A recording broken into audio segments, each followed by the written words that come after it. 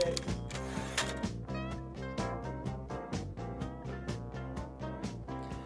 Hi, and welcome to Newsmakers. I'm your host, Jerry Roberts. Tonight, a special one-on-one conversation with Supervisor Janet Wolf. After 12 years on the board, Supervisor Wolf has decided to step away from the wacky world of elective office and recently announced she will not seek another term. She joins us tonight to share some of her reflections on her experience in office, policy, political, and personal, and to offer some thoughts about what she sees down the road for Santa Barbara County. Janet, welcome, and thank you so much for coming. It's nice to be with you again. Born 1954, raised in Playa del Rey. You gave away my age. BS from May 17. Well, okay, never mind. UCSB, master's from UCLA. You married your junior high school sweetheart, Harvey. 3 daughters. Moved to Santa Barbara in 1981. Worked in vocational rehab. Elected to Goleta School Board in 1993. First elected to the Board of Supervisors in 2006. Now, I always want to ask you this. You had a heart attack in 2004 and ran for the board in 2006. What made you think that serving on the Board of Supervisors would be good for your heart? Well, first of all, I was on the Goleta School Board for 3 terms. So I completed my term in, I think it was in 2004, and not too long after that, I had my heart attack. Oh. So in theory, someone might say, well, I was off the school board and stress-free, and why did I have my heart attack? So that's a good theory. Yeah, except it's one of those things that, I have heart disease in my family, and it was very unusual because I was 49, and as was the case back then, I think there's a lot more information out now about women and heart disease. But back then, a lot of folks, especially one of my doctors, didn't think I was having a heart attack. So by the time I did get into the hospital, they put in a stent. I actually was very lucky. The artery was completely occluded, and they put in a stent, and I was fine. And no problem since? No problem since. I went through cardiac rehab. It was a re-education for me. And so I never really... It didn't stop you. It didn't slow you down. No, it was not going to stop me. I had been thinking about running for supervisor. I really wanted to do it, and my recovery was really good. And I thought, I'm not going to let this stop me from running. Oh. So 12 years is a long time you've been on the board. You got elected before the iPhone was invented, before our recent series of wildfires. But we did have cell phones. We had those flip ones, before all these huge new state mandates for housing. What's the biggest change that you have seen in Santa Barbara in your time? What's changed since 12 years ago to now? What's different? Well, it's hard for me to look at the entire county, but I will do that. I'll start there because, there was a lot of division between the North and the South, and there was that time when the North actually wanted to separate from the South. And I think over time, although this does come up occasionally, not as much as it used to, but I think over time we have started to see ourselves as one county. Working together and helping each other where we can. And I think that's, on that large scale, I think that's one of the big changes. How about in your district? In my district, which is the second district. Tell us where that is. So the second district is actually the smallest district geographically. It's like a little tiny ball if you look on a map. It's very dense, but all the districts, all 5 districts, have about the same population, almost 90,000 people. So my district also has about 90,000 people, and part of the district includes the city of Santa Barbara, then on the other side, a small part of the city of Goleta, and then in the middle is this very large unincorporated Goleta, Eastern Goleta Valley, which has been called Noleta. I like to call it Goleta, or the official word is really Eastern Goleta Valley. And so, when I got on the board, there had been a lot of concern about growth and housing development. And one of the first things I did in 2008 was to initiate a Goleta community plan. and we had members from the community who were involved in developing that plan. We got it through the Board of Supervisors. It's recently been approved by the Coastal Commission, and it's really a roadmap for development in this eastern Goleta Valley, and it's very balanced.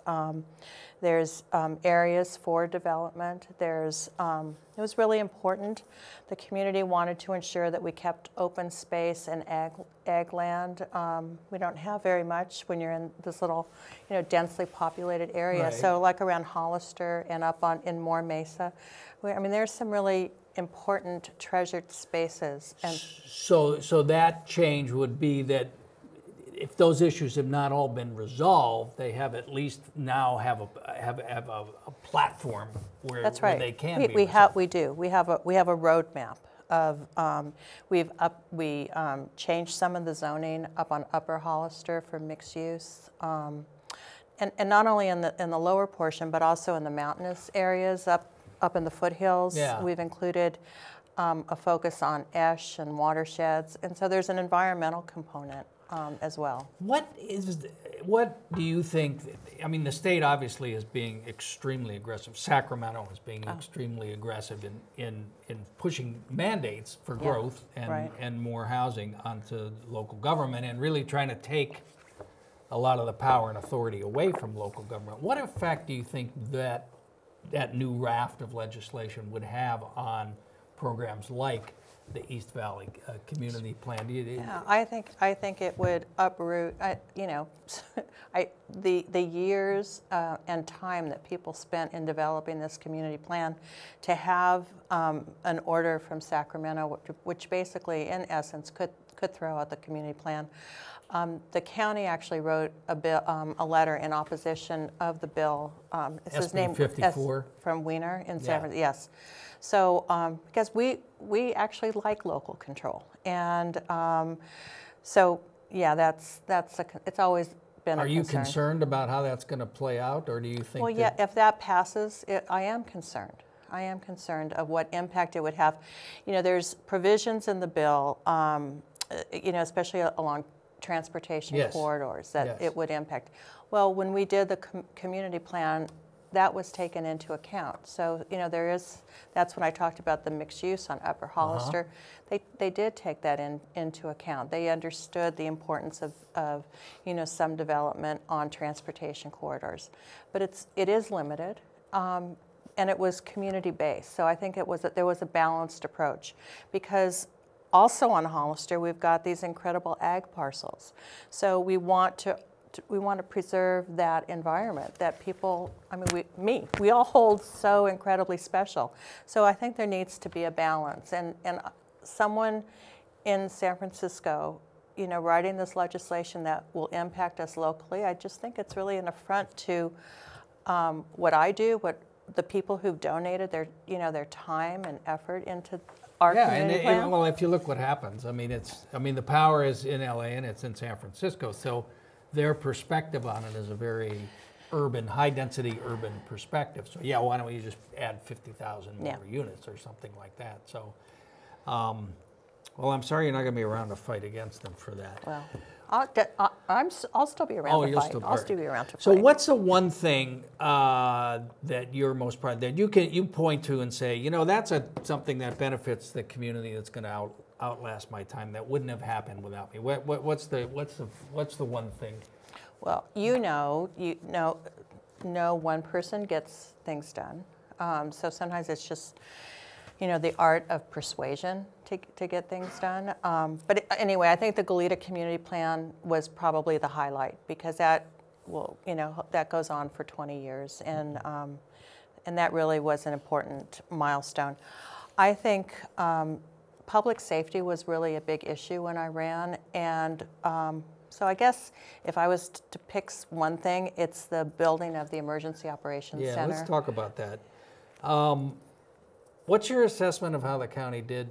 Oh, no, don't you want to talk about what I'm most proud of? No, but that's what I'm sorry, you said it's the emergency operation. Yes, I know, but just happened to be my next question. But go ahead, no, finish talking about it. Well, I was just going to say that when I got on the board, we had the Zaka fire, the Gap Fire, the Jesus, it was just one fire after another. And we were operating out of a trailer off of Calle Real.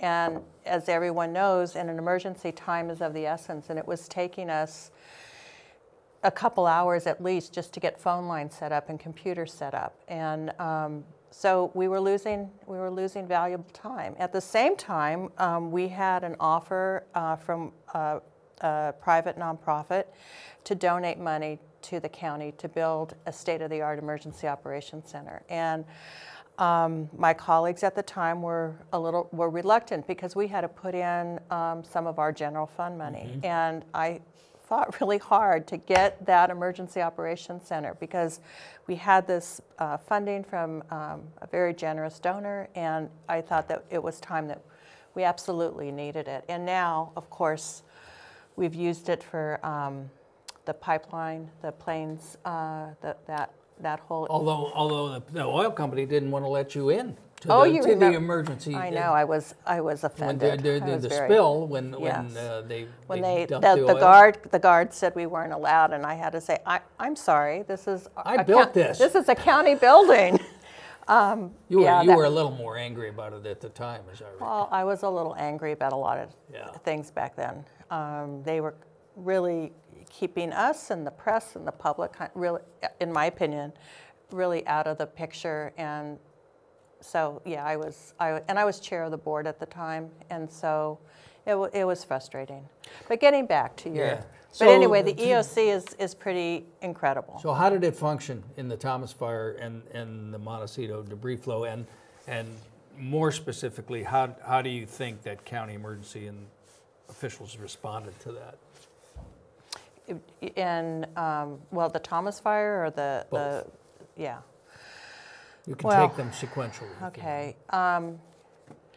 Listen, you know, I have come to really respect the people in emergency services. They know much more than any of us, even though lots of times I like to think that I know more. But and I guess it's also, we lost our house in the Painted Cave Fire, and I think it's really important when you're talking about a fire like the Thomas Fire that was moving so quickly, and the winds were so fast, and that they asked for the evacuation of folks. And I get that people were concerned that they had to evacuate, but I've always, and subsequently from our house, we've had to evacuate in 2 other fires, and I've always felt that these people who are making the decisions are doing it for the safety of the community. And I know that it's hard for people, you know, to evacuate, especially with small kids or if you're elderly. I mean, it's just it's a problem. Why do you say if you're elderly and look at me? Why? I don't. But I think that the focus is, and always will be, the safety of the community. And I think with the mud, at least with the debris flow, and seeing the tragedy that emerged from that, it was heartbreaking. It was horrible, and for the people who went through it, and there were a lot of people that didn't want to leave because of that earlier evacuation. I understand. So do you think that the county, and specifically the sheriff, screwed up those evacuation warnings for the debris flow? For the debris flow? Yeah. No, you know, I wasn't there. I don't know what went into making their decisions. I obviously know that there's been criticism, but I'm not in a position to critique the decision making that they made. If I was in the room, then I would probably have more to say. In the old days, when we were in the trailer, I was in the room when they were making those decisions. But now it's a little bit different, and there's a lot of professionals who are making the decisions. So. Well, you have been critical of the sheriff on a number of other issues. Yes, I have. During your, I'm not afraid to criticize the sheriff. Yeah. And he's being challenged by 2 deputies. Do you plan to endorse either of them? I don't know at this time. I might. I've known Brian for many years. Brian Olmstead. So, and of course, I've worked with the sheriff. You know, I serve on the CCP, the corrections part. What's it?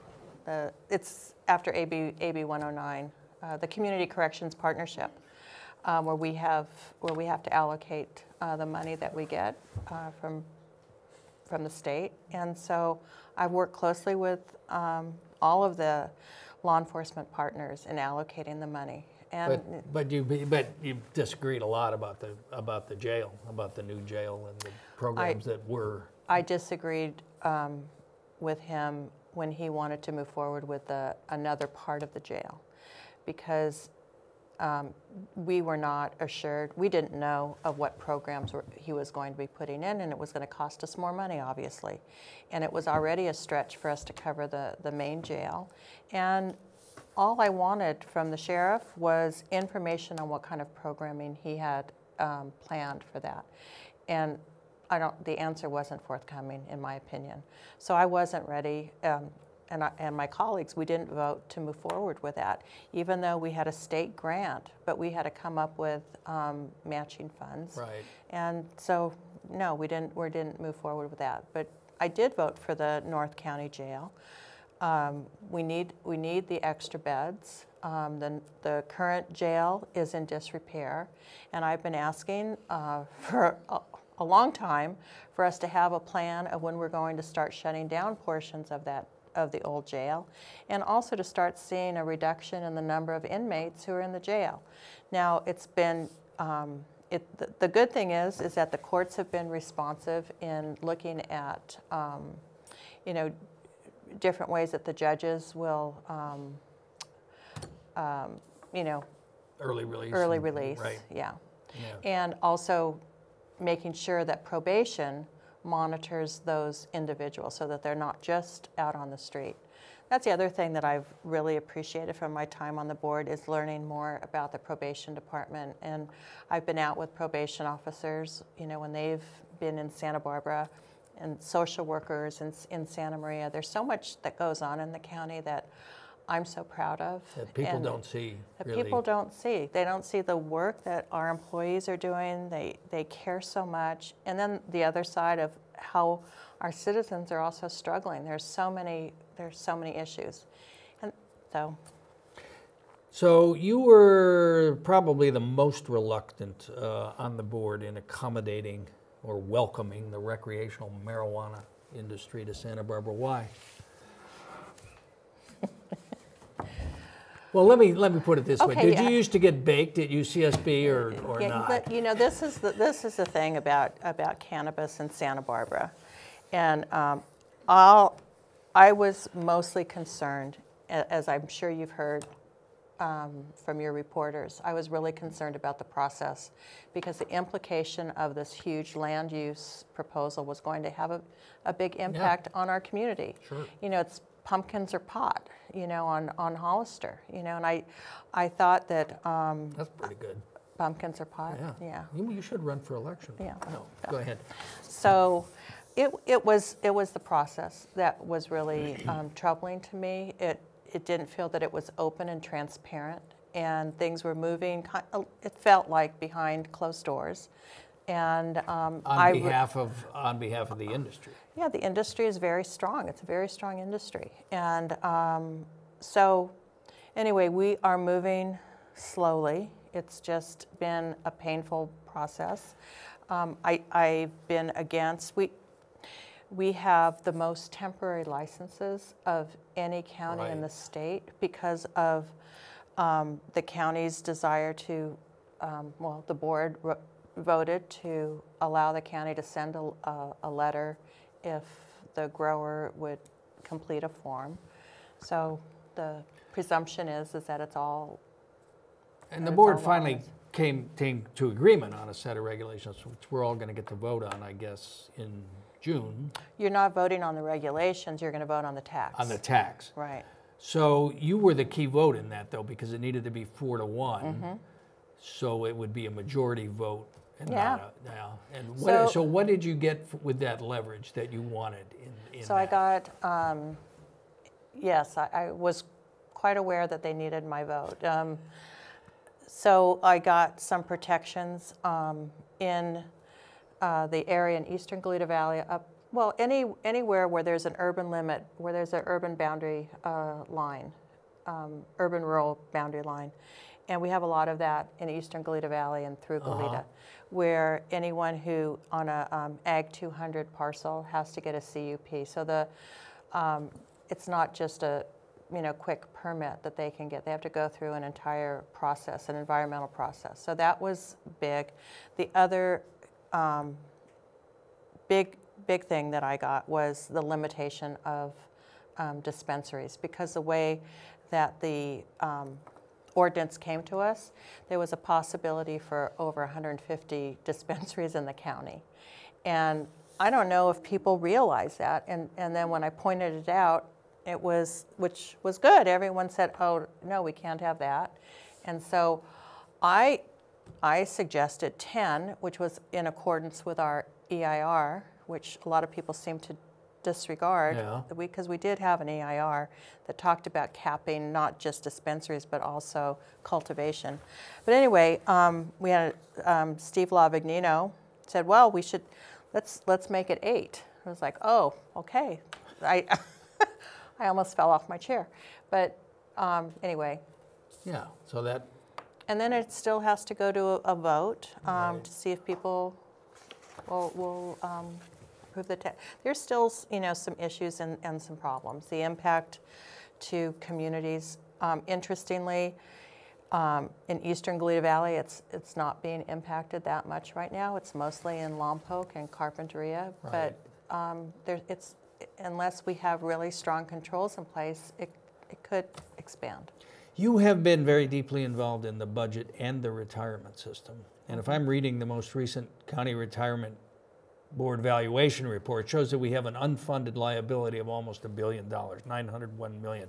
That is the difference between what's been committed and what our assets are currently worth. Is that an existential problem for the county financially? Do you think, is that sustainable? Yes. I've been on the retirement board for, I don't even know now, maybe 6 years. I just had a retirement board meeting today.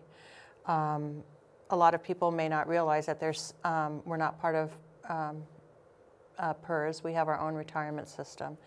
And we are about $33 billion in assets. And we've lowered our expectation, our rate of return, to 7%, which means that the county is paying more to meet that expectation. So it's a hit on the county, but the county has been responsible. We're paying what we need to pay. We're about 76% funded. I think a couple years ago we were at 80, which is what is kind of the expectation. To be 100% funded is very existential. Maybe 10, 20 years ago that was the case, but it's not the case right now. 40% of the payroll goes to pensions, right? A lot. I don't know if it's a lot. It's a lot. 39.4. It's a lot. And we're making changes. We're talking to our employee groups about them putting in more money so that the county doesn't have to spend as much. So we're in negotiations. PEPRA has been a help, and we also have a program right now. I don't know the acronym, but it's almost like an incentive if people are thinking about leaving county government early. There's an incentive program that we have. So, I think we're being very, very responsible. So you think it's being managed? Absolutely, yeah. Okay. Yeah. One of the things that defines a legacy for a politician is who succeeds her, as President Trump has, President Obama has discovered. Now, you very strongly endorsed Susan Epstein to succeed you, but she, of course, suddenly and mysteriously dropped out. How concerned are you that the voters of your district will not have the opportunity for a full and open and honest debate about the kinds of issues that we're talking about? Well, it is a concern. you know, I've always had tough elections. I have some supervisors, you know, I would be lying if I didn't say it would be nice to have a time when I didn't have a campaign, because it's a lot. It's a lot to raise money and to get out there and do the campaigning and, you know, be on TV and talk to people. Yes. But I think in the end, for me, and I've always had tough elections. I've never had that luxury, you might say. But I think it's made me a better representative because I've been able to have to articulate what's important to me. And then, you know, as I can, to fulfill those promises. So when you don't have an election, especially for an open seat, I think it's a bit of a disservice for the community. But I don't think that it's not something that can be solved. In fact, I've talked to Greg, and he's actually been, he appreciates this input where we've talked about having you know, house meetings or listening sessions where he can go out into the community and meet with my constituents. My constituents in the 2nd District are very involved. Yeah.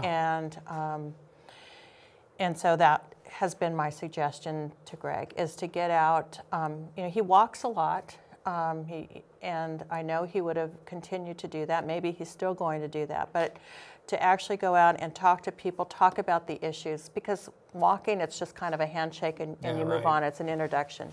But to really sit and listen to what's important to the community, I think it will be very valuable for him.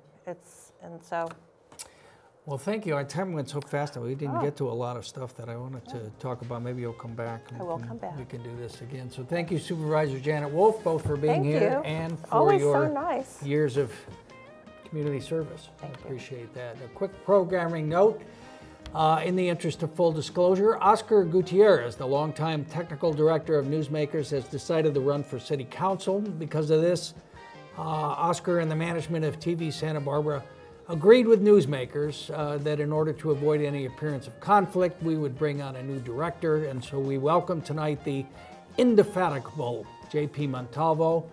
And thank you for watching, and please visit our website, newsmakerswithjr.com, and our YouTube channel, where you'll find an archive of past shows and special interviews. Thanks again to JP, to our crew, Ashe, Ken, Suzanne, Diane, Melissa, and as always, our top-ranking, high-powered, high-energy senior executive producer, F. Freund. Good night. We'll see you next time on Newsmakers.